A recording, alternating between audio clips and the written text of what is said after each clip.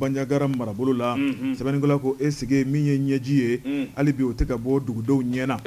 sɛbɛnnikɛla ko a ko kunna sini n'o bɛnna ni juillet kalo tile gale ma sɛbɛnnikɛla yira k'a fɔ Bandiagara marabolo kɔnɔna la karamɔgɔ dɔ b'a kilo 18 dɔrɔn min ye dugu fila ye Bamantu de filɛ ka firin kan ko dugu la ni ka taa kɛ fiɲɛtɔ bere sɛbɛnnikɛla ko a ko n'i y'o dugu fila lajɛ dugu fɔlɔ o ye Genji Bombo ye sɛbɛnnikɛla ko Bamantu kɔni donna dugu la tuma min na karamɔgɔ dɔ b'a ŋaniya fila kun t'o la ŋaniya kelen ni ka dugu kɛ tonbo ye ka tɛmɛ n'u yɛrɛ ye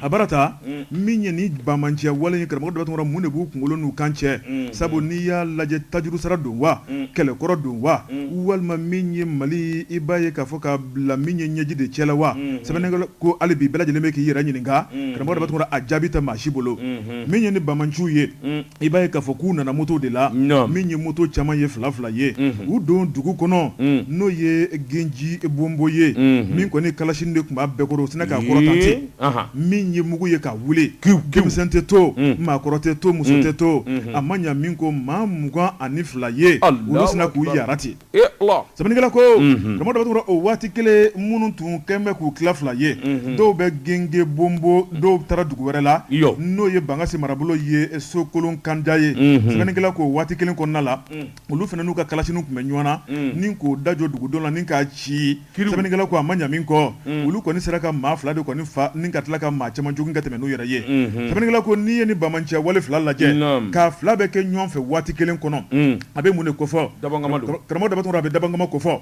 a bɛ min kofɔ o de ye min kɔni jamana ɲɛmaaw ye ka se ka u bila kasi kɔnɔna la karamɔgɔ dɔ b'a min ye dugudenw ye k'u funu ka bila ɲɛmaaw la min ye Bamanciw ye maa yɛrɛ bɛ ɲininkali yɛrɛ de kɛ u ka laɲini ye mun ye faso Mali dugukolo kan sɛbɛnnikɛla ko hali bi o kamanagan bɛ bɛɛ la a ko min ye ni maafalaw ye malidenw de don wa walima dunanw de don Mali dugukolo kan wa sɛbɛnnikɛla ko maa jumɛn b'i to yɛrɛ ma min ye fakɔrɔ ni bakɔrɔw ye ka taa marifa ta ka jɔ olu la o ma finkɛlɛ o ma jɛ k'i la ayiwa ko fataw de don walima furakisɛtalaw de don u b'o de kɛ furakisɛtalaw ni fataw n'o tɛ a dunan man ɲɛ dɛ a bɛɛ Maliden sɛbɛnnikɛla ko karamɔgɔ dɔ b'a min ye kunnafoni ta ni ka an ka finitigilakaw sɛgɛrɛ kilomètre 18 Bandiagara marabolo la olu kɔni wulila ka taa o b'a sɔrɔ Bamanciw tɛmɛna n'u yɛrɛ ye o tuma min ye dugudenw ye i ka kuma fɔlen kɔrɔ don bɛɛ lajɛlen ka kɛ kɛlɛkɛcɛ Mali kɔnɔ bi Bamanciw taara moto la dugu min na u ma taa sanfɛ u taara dugu ma u danna yɔrɔ jumɛn na u tɛmɛna fan jumɛn ni fan jumɛn jɔnw den b'u la jɔnw balima b'u la jɔn bɛ taa balo san ka d'u ma jɔn bɛ taa taji d'u ma jɔn de bɛ t'u ka marifa d'u ma nin bɛɛ de b'an cɛla o tuma n'an y'a lajɛ sa an ka segin an kɔ ni ka jamana bila fɛn bɛɛ lajɛlen sanfɛ ka bɔ juguya in kɔnɔ i mana nafolo sɔrɔ cogo cogo a dɔn k'a fɔ nafolo in bɛ ka kɛ sɔrɔ ɲini ko jugu mun na karamɔgɔ dɔ b'a tuma e yɛrɛ kan k'i sigi k'i miiri don dɔ ne ni nin dunni ka kan wa